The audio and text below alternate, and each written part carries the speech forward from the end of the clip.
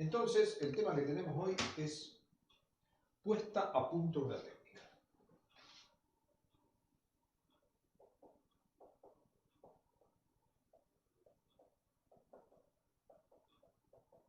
De una técnica. Eso lo voy a hacer cuando quiera medir algo. Muy bien. Entonces, vamos a buscar un poco un orden para seguir las cosas. Siempre que trabajamos en investigación, siempre enfrentamos un interrogante al cual el investigador y su equipo tienen una respuesta.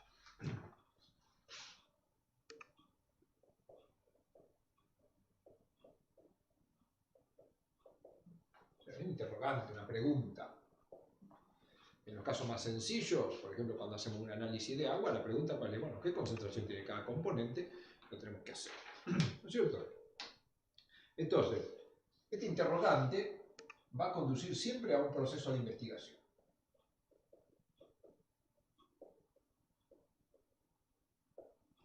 Vamos a ver qué concentración tiene de arsénico el agua. Bueno, va a haber una investigación en base a eso.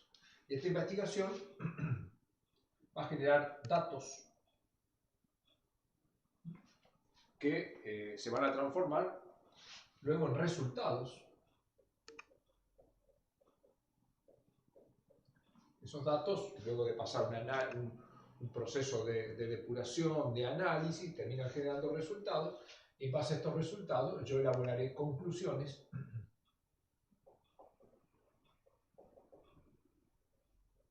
que contribuirán a la respuesta al interrogante. Muy bien.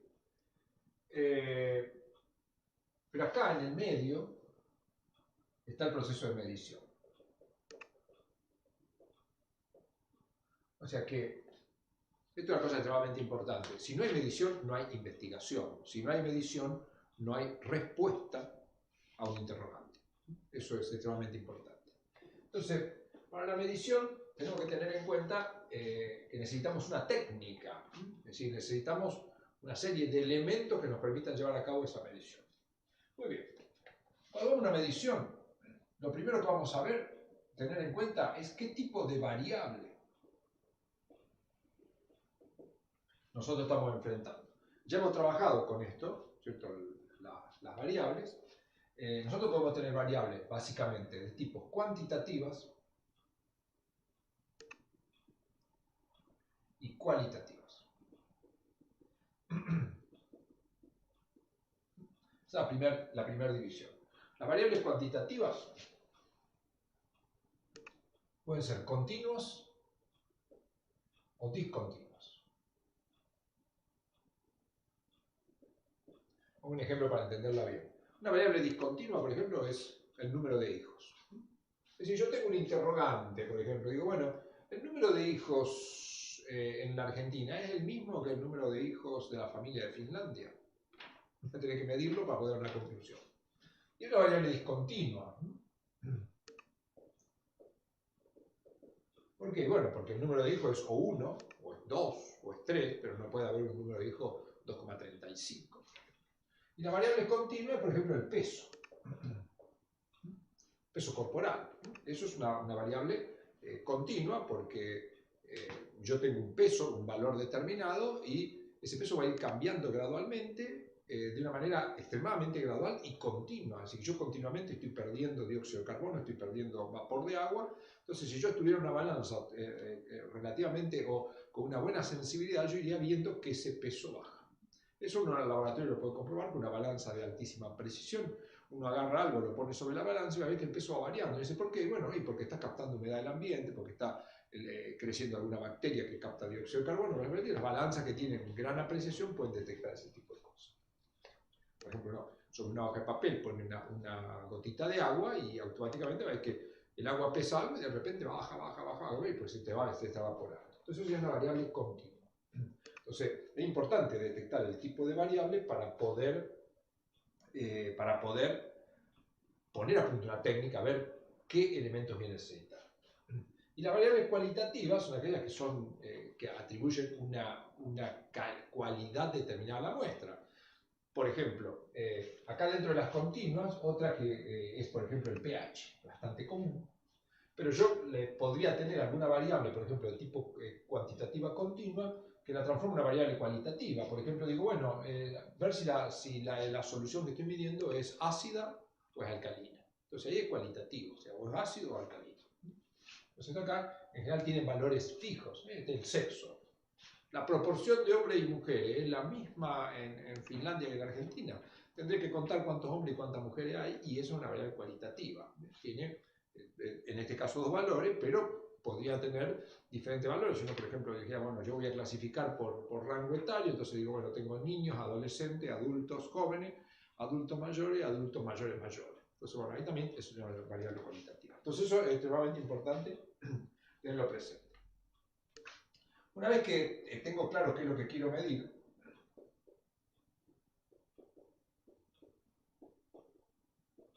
es importante el instrumento que voy a utilizar. Siempre que voy a medir algo, voy a tener un instrumento, ¿no?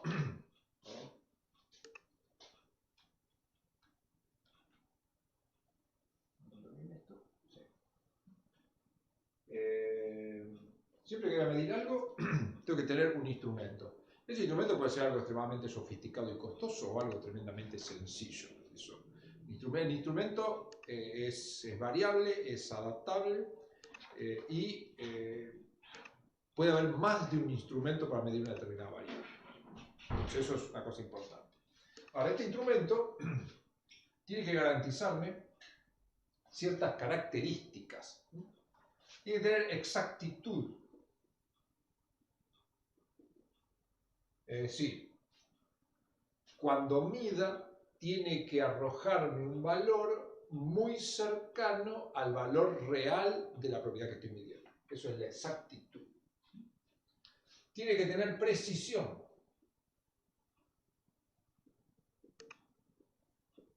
¿Qué quiere decir? Que si yo mido varias veces la propiedad en un determinado sistema, esa propiedad me tiene que dar relativamente lo mismo, no me va a dar lo mismo, pero tiene que dar valores siempre muy cercanos. Eso me está indicando que la medición es precisa.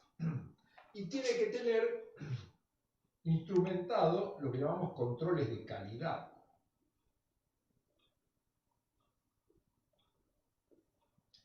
Es decir, saber cuándo ese instrumento está funcionando bien o está funcionando mal.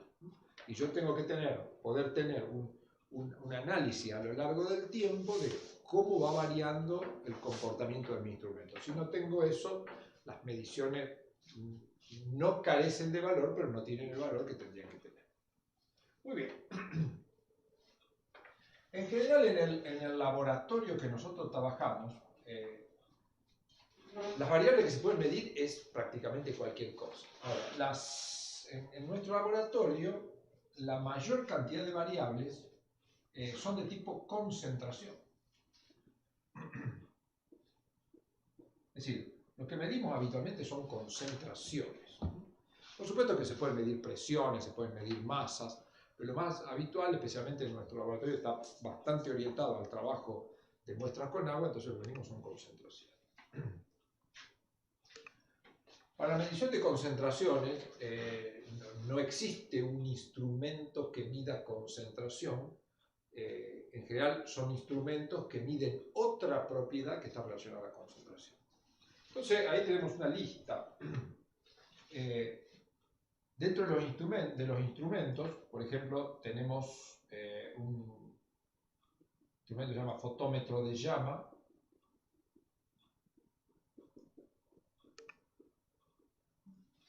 un espectrofotómetro de absorción atómica,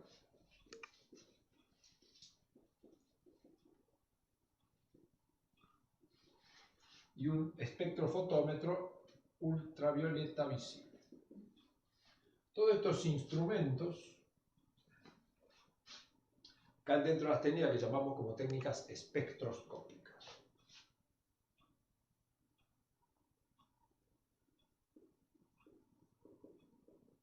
Una técnica espectroscópica, ¿cómo funciona? Queremos medir concentración, pero la técnica espectroscópica normalmente lo que no mide concentración, sino que mide una propiedad de la solución que está relacionada con la absorción de la luz. O sea, que estas técnicas miden la relación que hay entre absorción de luz y concentración.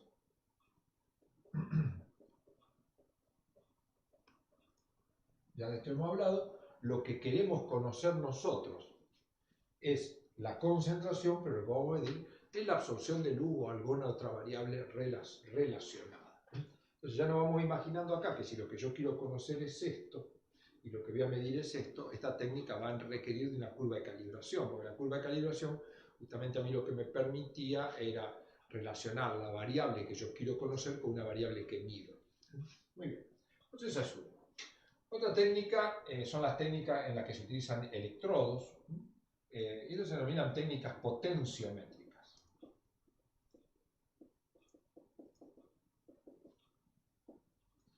Hay varias técnicas potenciométricas. La técnica potenciométrica, en realidad, ¿qué mide? Mide un voltaje y lo relaciona con la concentración. Entonces eso es la técnica potenciométrica. Después tenemos técnicas volumétricas, en la cual siempre lo que quiero medir es concentración, vamos a este signo que es más fácil, y en las técnicas volumétricas lo que mido, por eso se llama volumétrica, es un volumen de una solución que utilizo. Cuanto más volumen utilice de una solución, mayor es la concentración. Esa es la técnica volumétrica. Técnicas gravimétricas.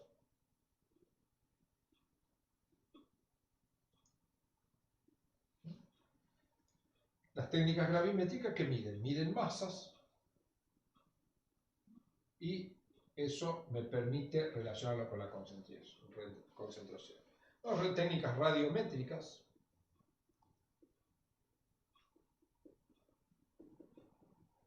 ¿Qué medimos? Bueno, la radiación electromagnética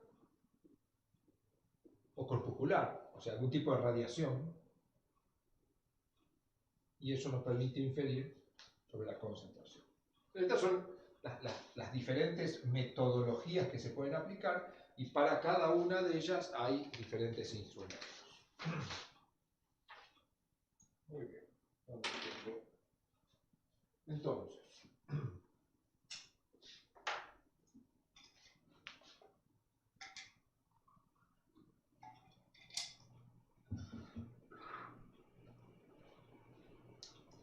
el instrumento va a estar de mano, el instrumento va a ir de la mano de qué es lo que quiero medir, cómo lo quiero medir. O sea, esto sería el cómo, las diferentes metodologías. Entonces, en general, estas técnicas que son espectroscópicas se mide con un espectroscopio, se llama el instrumento.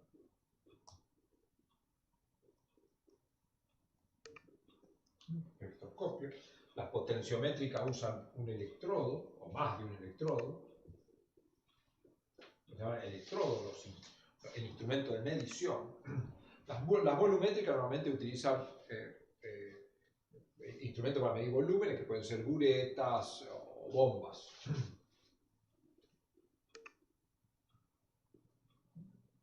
Las gravimétricas utilizan una balanza. Y las radiométricas utilizan lo que se llaman contadores de centelleo,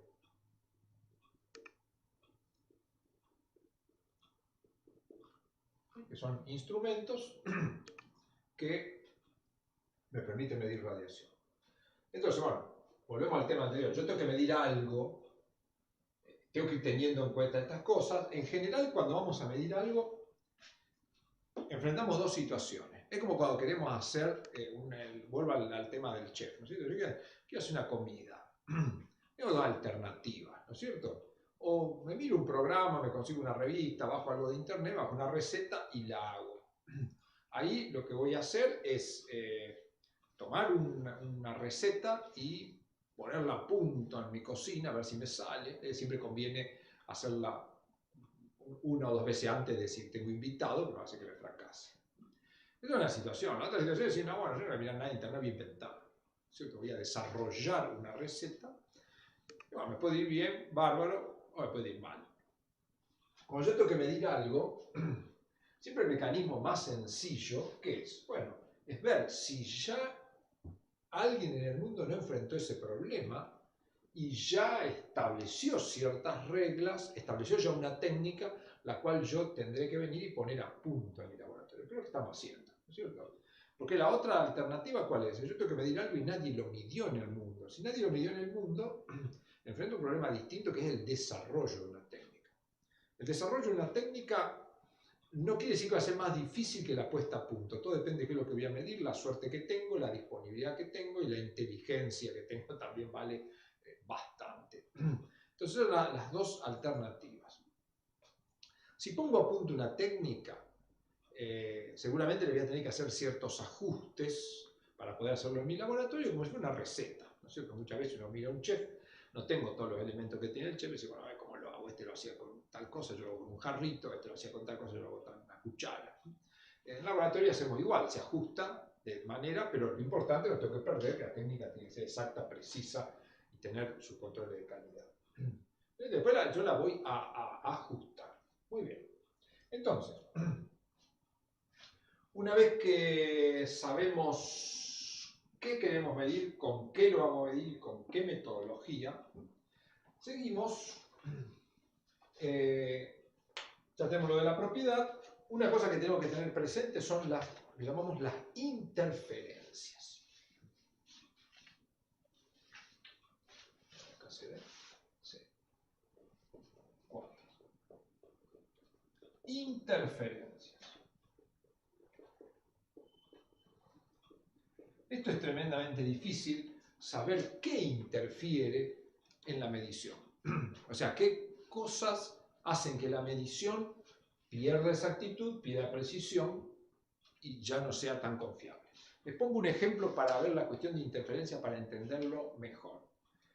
Supónganse que yo quiero medir, tengo un interrogante. Durante la cuarentena, ¿varió mi peso corporal? O a veces el interrogante es un poco más orientado. Si durante la cuarentena aumentó mi peso corporal, la pregunta me va a conducir a una investigación. Si varió, estoy en duda. Si subió, bajé. Si yo no estoy en duda. La pregunta mía sería, ¿aumenté de peso? Después tengo algunos indicadores que me dicen que aumenté de peso. Entonces tengo que descargar una investigación. ¿Cuál es la investigación? Y bueno, tengo que medir ese peso para obtener datos y en base a esos datos decir, bueno, peso 82 kilos, ante la cuarentena pesaba 78, digo, bueno, la cuarentena me arruinó, me hizo aumentar 4 kilos. Muy bien. Entonces ahí hay un ejemplo clásico de una investigación sencilla, pero que cumple todos los pasos. Entonces supónganse que yo quiero llevar a cabo esa investigación, y digo, ¿qué voy a hacer? Bueno, necesito una balanza. ¿Tengo balanza? No, bueno, voy a conseguir una balanza, no sé que en la farmacia de la esquina hay una balanza, voy y me peso, ¿no es cierto? Entonces cuando yo voy y me peso, mi peso no va a ser el mismo todos los días. En primer lugar, bueno, porque como, transpiro, respiro, demás cosas, pero aparte porque estoy, de acuerdo a la temperatura, estoy vestido de diferente manera. O sea, cuando yo me voy a pesar, la ropa es una interferencia. La interferencia, ¿qué me está haciendo? Generar resultados, generar datos que me van a llevar a conclusiones que no son correctas por ahí.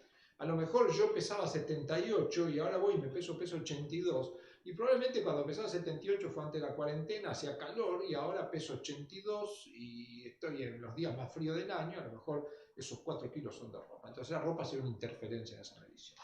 Entonces nosotros cuando medimos una muestra tenemos interferencia.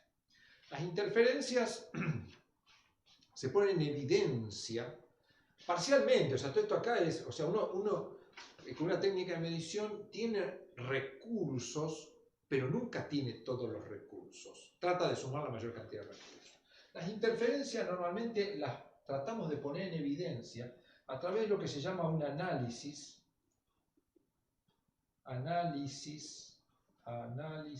de recuperación.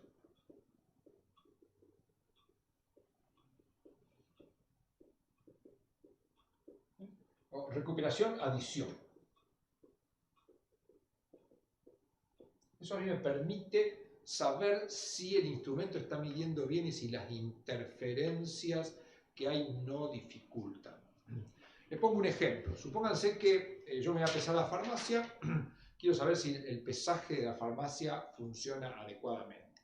Entonces, ¿qué hago? Me subo a la balanza, ¿no es cierto? Y peso 82 kilos. Entonces digo, bueno, tomo dato 82 kilos, una medición. Una forma de saber si la balanza está funcionando bien y no hay otra interferencia más allá de la ropa, es por ejemplo que yo me lleve algo, por ejemplo digo, bueno, me voy a la balanza y me voy a la farmacia y me llevo el termo, yo sé que este termo pesa porque me lo pesaron en un lugar de mucha precisión, yo sé que esto pesa 1 kilo. Entonces, ¿qué hago? Me subo a la balanza, peso 82, dejé el termo sobre el mostrador, ¿no es cierto? Luego me vuelvo a subir a la balanza y tomo el termo, y si la balanza me dice justo 83, uno dice, la balanza está andando bien. O sea, a mí me pesó 82 y al sumarle 1 kilo, suma 1 kilo. Entonces dice, bueno, dentro de todo, no, el sistema está funcionando bien. Entonces, pero si esa masa que yo sumé interfiriera con alguna cosa de mi cuerpo, probablemente no me daría 83, y entonces ahí yo abriría los ojos y digo, bueno, acá hay algo que está mal. No siempre es sencillo encontrar lo que está mal. Ojalá fuera fácil. Bueno, no sé, si fuera fácil, por ahí perdería un poco el entusiasmo que uno tiene cuando enfrenta estas circunstancias. Entonces, la cuestión de las interferencias la podemos poner un poco en evidencia a través de los análisis de recuperación, adición, las interferencias son las que me afectan lo que llamamos la especificidad, ¿no es cierto? Si mi instrumento que yo utilizo para medir algo, por ejemplo, utilizo un instrumento para medir la presión sanguínea, pero a su vez ese instrumento está midiendo otra cosa más allá de la presión sanguínea, estoy teniendo una interferencia, quiere decir que mi técnica de medición no es completamente específica, no está midiendo específicamente lo que yo quiero. Es como yo voy a la balanza, me va a medir mi cuerpo, mi peso, pero también me pesa el de la ropa, o sea que la ropa es una interferencia, quiere decir que la balanza no es específica, mide peso de todo lo que yo pongo arriba, no solo peso corporal. Entonces ahí está la idea de interferencia, especificidad. Entonces, bueno, el instrumento que utilizamos tiene que ser lo más específico posible. Muy bien. Bueno, como decíamos en general, todas las técnicas que utilizamos para medir concentración, en realidad no miden concentración, miden otra propiedad, ¿no es cierto? Como dijimos, medimos la absorción de la luz, medimos un voltaje, un volumen, una masa, una radiación. Entonces, eso nos conduce a que la medición habitualmente necesita de una curva de calibración.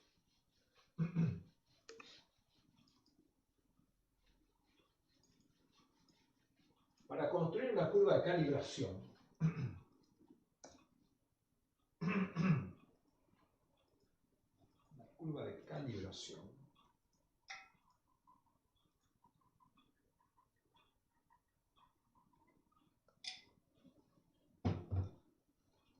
somos bastante pocos hoy, ¿eh? Pocos. Quizás no se enteraron porque, bueno, esta semana se dio la difusión, pero bueno, pensamos que finalizadas las vacaciones todo el mundo sabía que comenzaba. Ya lo pueden ver. Muy bien. Entonces, curva de calibración.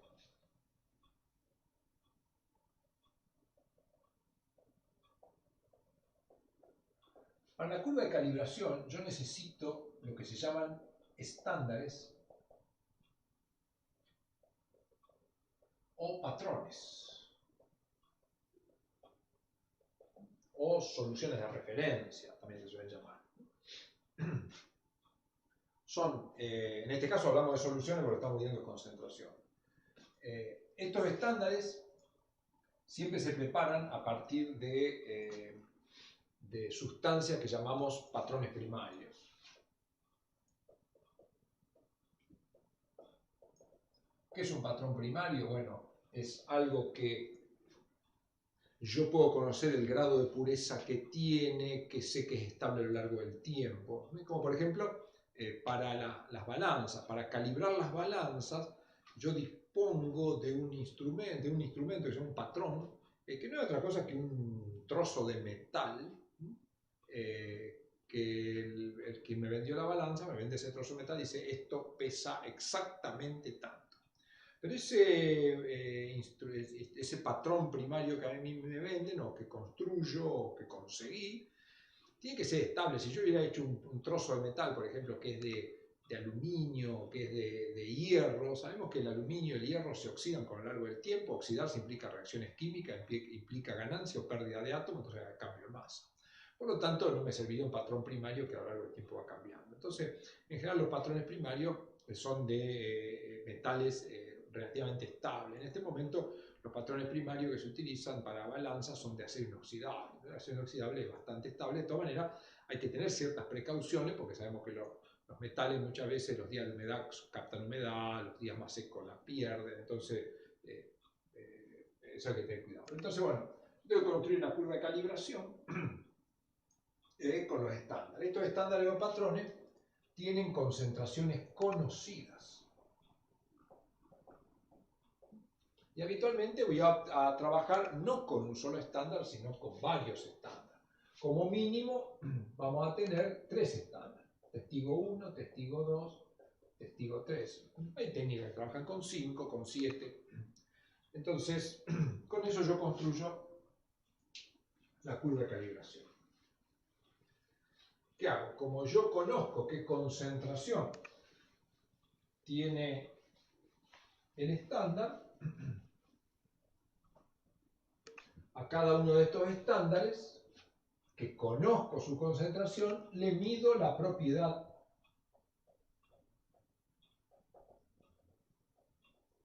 A cada uno de ellos le mido la propiedad que sé que está relacionada a la concentración. Como dijimos, la absorción de la luz, el voltaje, la masa, el volumen, la cantidad de radiación emitida, todo eso lo mido. Y con eso lo voy a llevar, habitualmente para hacerlo mejor. Por ahí uno ni hace no tiene necesidad de hacer la gráfica, pero habitualmente para entenderlo hacemos una gráfica donde nosotros acá colocamos el valor de la propiedad que medimos. La propiedad habitualmente que medimos es una variable cuantitativa y continua, esta propiedad. Y acá colocamos la concentración, donde tendremos la concentración del testigo 1, la concentración del testigo 2, la concentración del testigo 3. Es decir, esta solución, si estamos trabajando con esta solución, la coloco dentro de mi instrumento y mi instrumento me va a dar un valor de esta propiedad, que será para esta concentración este valor de la propiedad. Para esta concentración tendré este valor y para esta concentración tendré este valor. Para que la técnica que vengo poniendo a punto sirva, cuando yo cambio las concentraciones de mi testigo, tiene que cambiar el valor de la propiedad. Si acá me hubiera dado para diferentes testigos el mismo valor de la propiedad, no me sirve. Tiene que haber una variación. Habitualmente lo unimos con una línea, pero esa línea tenemos que analizar si realmente tienes una línea recta o curva, ¿cierto? Entonces, yo puedo tener, eso es una curva de calibración. Llamamos rango dinámico.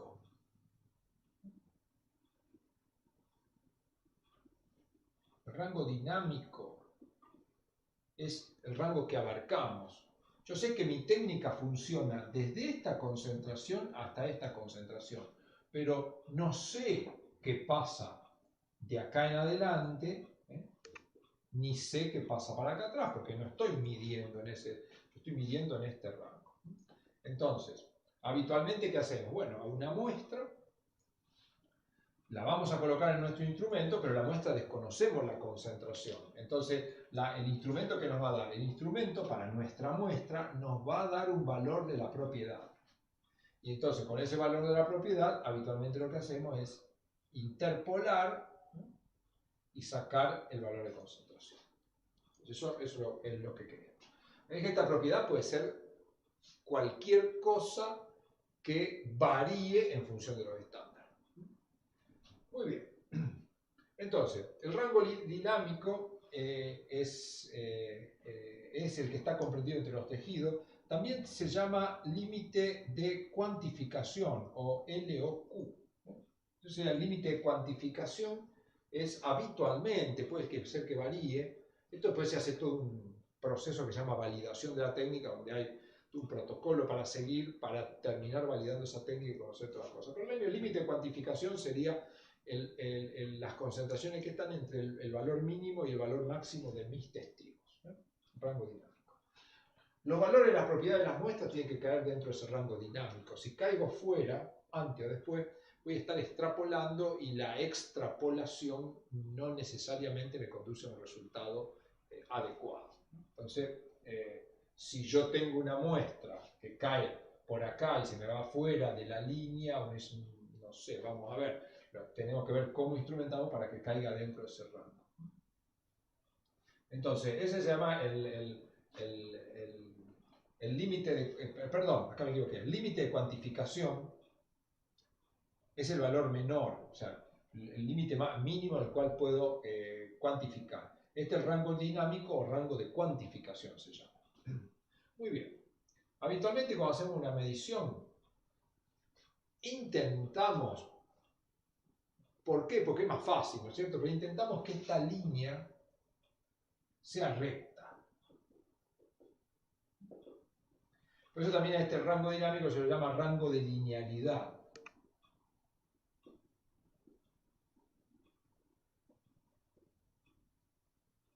Pero no necesariamente tiene que ser recta. Yo puedo ajustar con una función tremendamente complicada, logarítmica, exponencial o lo que sea.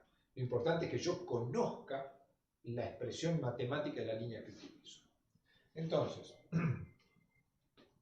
pero si es recta, que la mayoría de las veces intentamos llevar a recta, esa recta habitualmente tiene dos elementos importantes. Si yo acá la extrapolo, la línea recta, puede ser arriba del 0 o abajo del 0, va a cortar al eje vertical en un valor que llamamos la ordenada al origen.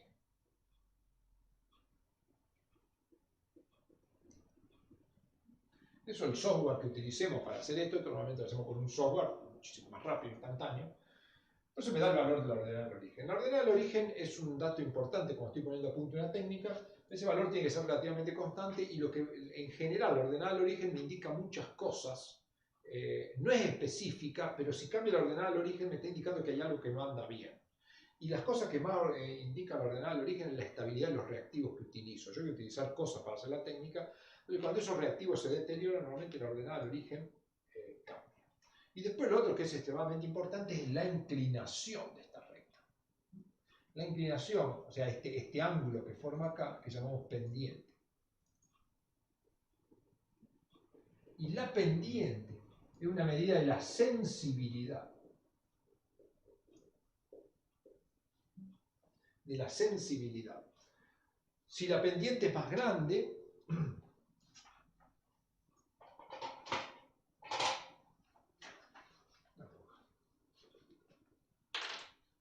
si yo tuviera una recta que fuera así, por ejemplo, esa técnica que estoy poniendo a punto es más sensible que esto. ¿Cuál es la ventaja de ser más sensible? La ventaja de ser más sensible es que me permite detectar diferencias más pequeñas. Fíjense acá. Supongamos si yo tuviera dos muestras, una que estuviera acá y otra que estuviera acá. Y la mido con esta técnica. Yo vengo acá.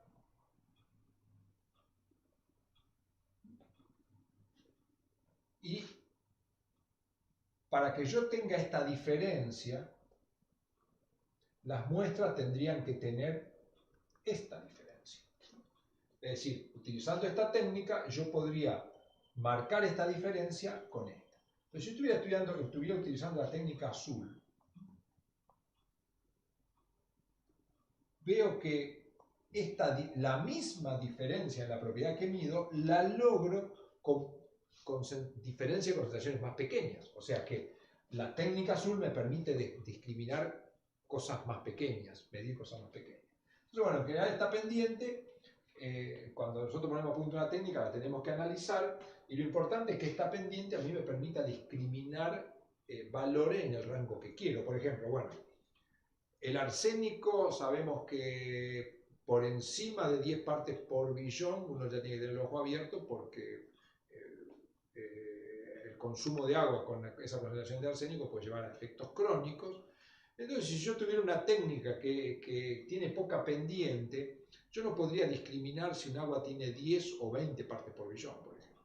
Entonces, tengo que tener una técnica con la cierta sensibilidad, la cierta pendiente, que a mí me pueda decir, bueno, esta agua tiene 7 partes por billón o esta tiene 15 partes por billón. Pero si tiene poca sensibilidad, la técnica va a decir, bueno, esta agua tiene 0 o esta agua tiene 100. Y ya no me sirve. ¿Por qué? Porque yo tengo que discriminar valores más pequeños. Entonces, la sensibilidad es una cosa clara. Entonces, esta curva de calibración, como decía, bueno, tiene un rango dinámico, un límite de cuantificación, que sería el valor mínimo que yo puedo medir. Cualquier cosa que esté por debajo de esta ya no lo puedo cuantificar, y normalmente lo que uno dice, bueno, tiene menos de tal. La ordenada al origen, la pendiente. Cuando trabajamos con recta, habitualmente hablamos de la linealidad. ¿Qué es la linealidad? Bueno, es la propiedad de mi recta, la propiedad de mi curva de ajustarse a una recta. Y esto se mide con un índice que se llama coeficiente de determinación o R cuadrado. O también se puede medir con el coeficiente de correlación que se llama R. O sea, R es un número y R cuadrado es el mismo número elevado al cuadrado. Entonces a veces usamos uno, a veces usamos el otro. Si usamos R, que es lo habitual que usamos en nuestro laboratorio, este valor oscila desde menos 1 hasta 1. No sale de ese rango. Las curvas de calibración tienen que tener R cuadrado, que estén bien cercano a menos 1 o bien cercano a 1. Si están cercanos a 0, no sirven. Viéndolo acá, pequeñito, si yo tuviera 3 curvas de calibración, si el R vale 1, la curva de calibración es así. Si el R vale menos 1, la curva de calibración es así. Es decir, los R cuadrados de más 1 me dan curva de calibración con pendiente que llamamos positiva, los R cuadrados menos 1 me dan curva de calibración con pendiente negativa. Ya sabemos que cuanto más grande sea la pendiente, mejor, ya sea positiva o negativa. Y si el R fuera 0, me da así. Quiere decir que no tiene pendiente, como dijimos hoy. Si yo no tengo pendiente, no puedo medir nada. Todo lo que mido me da lo mismo. Entonces, no me sirve.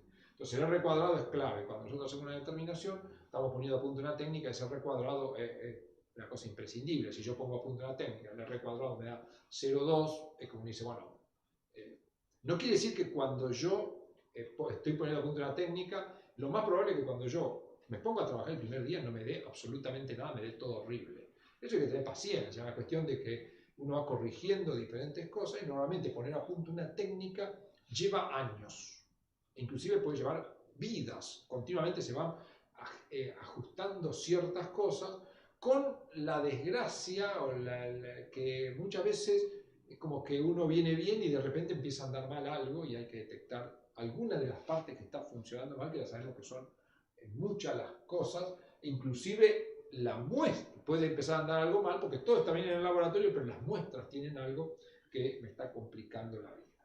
Bueno, muy bien. A ver si me olvidé algún detalle de la curva de calibración. Sí, seguro que sí. Entonces, otra cosa importante es, bueno, este es el límite de cuantificación o el límite de determinación. Sabemos que por debajo de eso no podemos medir. La sensibilidad, eso que decíamos hoy, la sensibilidad viene dada por la inclinación de la curva y es importante que, como decíamos, la sensibilidad es importante tener en cuenta que me permita medir las cosas que yo deseo discriminar. En general, cuando hablamos de una muestra de agua, yo tengo que poder medir con mucha precisión valores que estén alrededor de los límites obligatorios, límites permitidos. Es decir, si yo tengo por ejemplo, el fluoruro, según la Organización Mundial de la Salud, según la ley de la provincia, no tiene que superar una parte por millón, ¿no es cierto? O sea que yo tengo que medir valores de una parte por millón. Vamos a hacer un dibujito para entenderlo un poco.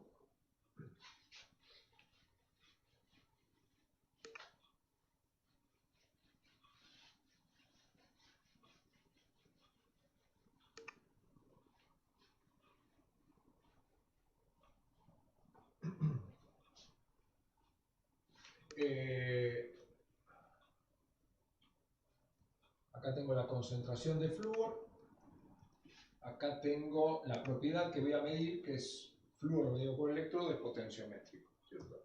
Entonces, bueno, las aguas que yo quiero medir, sé que están por acá. Por acá está una parte por millón. Entonces yo sé que las aguas van a tener un poco más o un poco menos. Las aguas potables andan alrededor de eso. Podemos enfrentar algún caso raro, veremos. Pero en general, me dice, bueno, anda alrededor de eso. Las aguas de ósmosis, las aguas envasadas tienen que ser más bajo, las aguas después un poco más alto. Si yo empiezo a desarrollar una técnica y mis testigos están acá, me dice, qué lindo, mira. Testigo 1, testigo 2, testigo 3, me da una recta, mirá qué R cuadrado, 0,99, me dice, qué bárbaro el R cuadrado, qué lindo, ¿no? Y la pendiente es buena, me dice, no me sirve esta técnica, ¿por qué? Porque lo que yo quiero medir está por debajo del límite de detección. Entonces, eso es extremadamente importante, el límite de detección. Yo acá, todo estaría debajo del límite de detección y no podría afirmar. Yo diría, bueno, todo tiene menos, esto no es 1, esto sería testigo 1, testigo 2, testigo 3, ¿no? Supongamos que este valía 10, este vale 20 y este vale 30. Entonces, como todas las aguas que mida van a estar debajo de 10, entonces todas voy a decir, y todas miden menos de 10. Y alguien me va a decir, bueno, ¿de qué me sirve eso si yo sé que el problema está alrededor de 1,5? Entonces mi curva de calibración, ¿qué tendría que hacer? Trabajar para que esa curva caiga acá. Si esa curva yo la desplazo para acá, voy a poder medir y a su vez tratar de trabajar para que esta curva aumente la pendiente. De esa manera, lo que yo quiero medir cae dentro del rango dinámico de mi curva con una buena sensibilidad. Magnífico. Esto es el trabajo diario. Muy bien. Y después, para terminar, entonces, bueno, sé qué quiero medir. Sé por qué lo quiero medir. ¿No es cierto? ¿Con qué lo voy a medir? ¿Con qué metodología lo voy a medir? ¿No es cierto? ¿Qué metodología? ¿Qué instrumento? Tengo que tener idea de las interferencias y si es una medida indirecta, como habitualmente son, tengo que tener una curva de calibración, tengo que disponer de un patrón primario y tengo que tener controles de calidad. Entonces, para medir,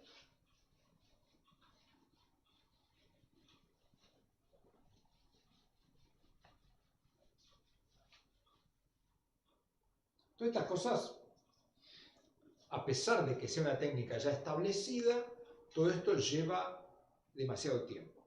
Lo primero que nosotros enfrentamos, cuando enfrentamos un problema, es tratamos de obtener una curva de calibración, no importa el rango. Por ejemplo, en el laboratorio se está intentando medir, nosotros medimos arsénico. ¿Por qué? Bueno, el arsénico es de los 10 contaminantes más importantes del agua, el arsénico es uno de ellos, el flúor. Entonces eso lo medimos. Medimos arsénico, pero se sabe que el arsénico con número de oxidación 3 es más tóxico que el número de oxidación 2. Perdón, es 5. Por lo tanto, uno dice, bueno, el agua puede tener tanto arsénico, pero si ese arsénico que tiene el agua fuera el número de oxidación 5, no es tan grave como si fuera el número de oxidación 3. Entonces, en el laboratorio estamos intentando desarrollar una metodología, acá ya no poner a punto, sino desarrollar una metodología que probablemente yo no la vea en mi vida terminada.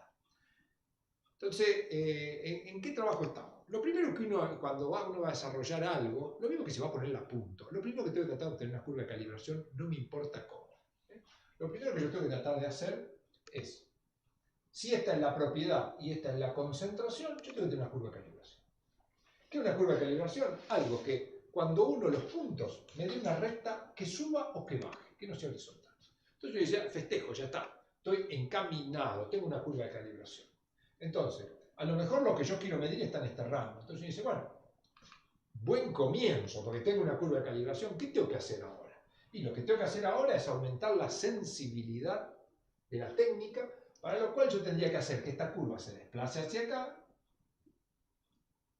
y luego lo que tendría que hacer es que esta curva se empine.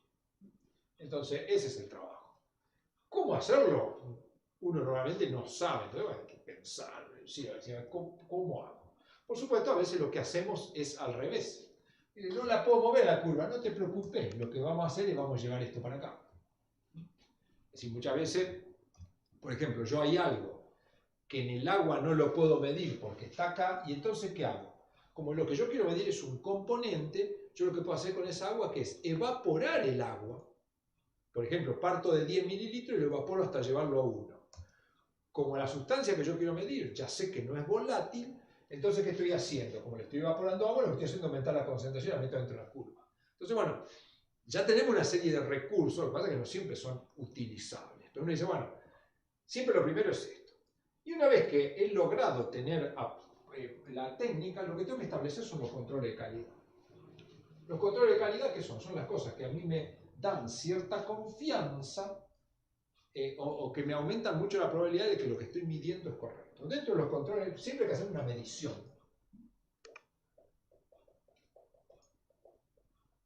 Esta medición se hace por duplicado. Como si yo dijera, bueno, yo quiero saber mi peso. Bueno, voy, me subo a la balanza, anoto el peso, me bajo, me vuelvo a subir, anoto el peso y tomo 2 pesos. Duplicado. Medición 1 y medición 2. Con estas dos mediciones que yo hice, calculo lo que se llama el CB porcentual. El CB porcentual, ¿cómo era? Es el valor absoluto, ahora sí, de la medición 1 menos la medición 2 multiplicado por 100, dividido 1.41 por el promedio, M1 más M2 sobre 2. Eso me permite a mí calcular el coeficiente de variación. Este coeficiente de variación a mí me indica los errores aleatorios, es decir, aquellos errores que hacen que la medición se me mueva, pero que no puedo controlar fácilmente, puede ser por cuestiones del día, del operador, de un montón de cosas. Entonces esto controla errores aleatorios.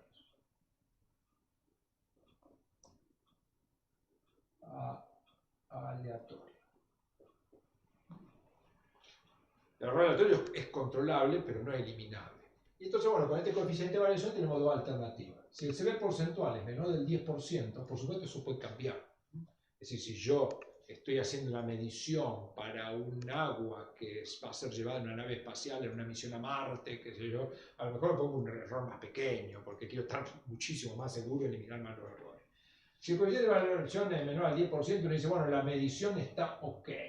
Si el coeficiente de variación es mayor al 10%, la medición está mal y hay que repetirla. Por supuesto, eso hay que manejarlo con cuidado. ¿Por qué? Porque muchas veces el error es mayor al 10%, pero lo que estoy midiendo es extremadamente pequeño. Si esta es la curva de calibración, acá tengo la propiedad, acá tengo la concentración. La muestra que yo estoy midiendo está en esta zona. Cuando ya estoy cerca del límite de cuantificación, los errores tienen este comportamiento. El error aumenta mucho cuando lo que yo tengo que medir es muy pequeño. Entonces, muchas veces, digamos, que yo tenga mucho error si estoy en esta zona no es problema. El problema es si yo tengo mucho error cuando estoy en esta zona. Entonces, esto también hay que manejarlo. Muchas veces van a ver en el laboratorio, el error me dio el 90% y todo sigue normal. ¿Por qué sigue normal? Y sigue normal porque estoy midiendo un valor bajo. Entonces, eso es un control de calidad que hacemos. Otro control de calidad se procesa lo que se llama una solución, control de calidad, que habitualmente hablamos del QC. Esta solución QC tiene una concentración nominal conocida. Es como si uno dijera, bueno, yo tengo algo que sé que pesa 50 kilos, exacto 50 kilos, no es un organismo vivo, es una garrafa de 50 kilos, entonces cada vez que yo quiero pesar me voy a la farmacia, pongo esa garrafa de 50 kilos arriba, me fijo la balanza, dice 50 kilos, digo la balanza anda bien. Entonces eso es un control de calidad. Entonces, que es parecido a lo que hacemos de recuperación y adición, pero recuperación y adición es diferente. No es que yo acá estoy poniendo la garrafa sobre la balanza y digo, bueno, ¿cuánto pesa tanto? El de recuperación y adición me peso yo, luego me vuelvo a pesar con ese termo que me había llevado. Son dos controles distintos, en cierta medida se superponen, pero me dan diferente información. Entonces, tengo una solución QC con la cual lo voy a medir, también lo mido por duplicado. Voy a tener el QC1, el QC2, ¿no es cierto? Lo mido por duplicado, con lo cual saco un valor de un QC que llamamos medido. Y entonces con esto calculo lo que llaman las unidades de desvío estándar. La unidad de desvío estándar es el QC medido, lo que yo medí de mi instrumento, menos el QC nominal, que es el valor que yo conozco, y a esto lo divido por el desvío estándar del QC, que es, ya estudiamos lo que es el desvío estándar de todas las mediciones. Yo a lo largo del tiempo voy midiendo el QC, entonces estas mediciones me van generando un desvío estándar, entonces tengo este valor. Este valor es UDS, nosotros sabemos que UDS tiene que estar comprendido como primer condición entre el rango menos 2, 2. Si está en ese rango, venimos más o menos bien. Pero otra cosa que tengo que tener presente es que cuando analizo el UDS, acá voy a tener el valor 0, acá tengo el valor menos 2, acá tengo el valor más 2. La medición, el UDS tiene que estar dentro de este rango y me tiene que dar valores aleatorios, alrededor del 0. Si yo tuviera una medición, por ejemplo, que me dio acá, me dio acá, me dio acá, me dio acá, me dio acá, me dio acá, todos los valores que están en azul están todos dentro del rango menos 2 a 2, pero esto me está indicando que algo está andando mal, porque el UDS está continuamente subiendo. Ahí me está indicando de que hay un error sistemático. O sea que esto básicamente lo que nos mide son los errores sistemáticos. Es decir, cosas que se van instalando en la técnica, en el laboratorio, en el instrumento, que hacen que el valor vaya cambiando. Entonces esto hay que tomar decisiones. Entonces acá tiene que ser oscilante. Por supuesto puedo tener otra medición que también me dé alguna, el UDS me da más de una información. Supongamos que lo que está en puntos negros estaba bien, lo que está en puntos azules, uno dice, está bien, sí, pero no va bien. Está bien, pero no va bien. Y supongamos que yo tuviera otra medición que me dio así. Me dice, esto está bárbaro. ¿Por qué? Porque está dentro de menos 2, 2, está cerquita de 0 y oscila. Entonces, esta que está en rojo me está indicando, en primer lugar, que la técnica es muy exacta, porque esto cuando me da 0 es porque el medido es muy cercano al nominal. Entonces, si todo está muy cerquita a 0 me está indicando que es exacta, pero a su vez si está muy cerquita me está indicando a su vez que es precisa. O sea que a su vez, además de lo que medimos, que me habla de la precisión, esto también me va a hablar de la precisión de los errores aleatorios. Entonces, la gráfica de UDS es tremendamente importante. Después, bueno, como vimos, el valor de R cuadrado es otra de las variables que vamos a analizar. Ese R cuadrado tiene que estar arriba de 0,98 o debajo de menos 0,98. Ese sería el valor, casi tocando más 1 o menos 1. Pero también hay que analizarlo. Y después la otra que vimos era la ordenada al origen, que me puede dar bastante información. Y luego el análisis de recuperación-adición, que el ejemplo que les planteé es, digamos, si yo me voy a pesar, es sobre el valor de una medición, adicionar algo conocido, como si fuera un control de calidad, adiciono algo y ver que eso que adicioné realmente mi instrumento me da. Entonces, todas esas cosas son las que voy a ir haciendo cuando vaya poniendo a punto una técnica. Por supuesto, cuando empezamos a medir algo, sabemos que la técnica va a ir mejorando y siempre las primeras mediciones no van a tener la calidad de las últimas mediciones. A veces al revés, a veces uno empieza, es como pasa en la cocina, muchas veces uno agarra la receta y dice, qué linda me salió, qué bárbaro que me salió, y le hago la segunda vez una porquería. Y no me sale nunca más. Es decir, ¿qué hice la primera vez? No lo sé. Entonces, bueno, eso en el laboratorio pasa exactamente igual, pero bueno, por eso los laboratorios deben tener un sistema de registro de trabajo. Nosotros tenemos cuadernos, cada determinación se habilita un cuaderno donde todo lo que se hace va quedando registrado en el cuaderno. Entonces uno dice, bueno, la primera vez me dio, bueno, ¿y qué hiciste? Y bueno, yo trabajé el 29 de julio, trabajé a las 8 de la mañana, hacía frío, qué sé yo, no prendí un tubo fluorescente, usé tal pipeta, la solución la saqué de la heladera, etcétera, etcétera. Tengo que tratar de anotar todo lo que hice. Porque otro día me da distinto y me dice, ¿qué hice distinto? Porque si me da distinto, estas son cosas inanimadas, entonces si me da distinto es porque hay algo distinto que yo hice, si está todo registrado se puede seguir. Bueno, esto es puesta a punto de una técnica, el desarrollo es más o menos similar, pero es mucho más apasionante porque uno sabe que no está reproduciendo a alguien que hizo otra cosa o tratando de hacer que funcione algo que hizo otra persona, sino que uno está aportando una nueva metodología para medir. Entonces, bueno, eso siempre en el laboratorio, ahora hay 2 o 3 metodologías que están en marcha. Esa metodología en la cual uno está desarrollando, sabe que va a llevar muchos años. La puesta a punto lleva años, el otro lleva muchos años. Bueno, en la próxima vamos a ver, en la próxima clase, vamos a ver lo que se llama el escalado de una técnica. Son cosas difíciles, de ahora en adelante vienen cosas más complicadas. Así que bueno, hoy hubo una asistencia tremendamente baja. Es más, ya no sé si queda alguno escuchando. De esta manera el video queda grabado para que lo vean cuando quieran. Y bueno, hagan la ejercitación. Vamos a ver cuántos sobreviven. Siempre las vacaciones son complicadas para el curso. Bueno, nos vemos en la próxima entonces.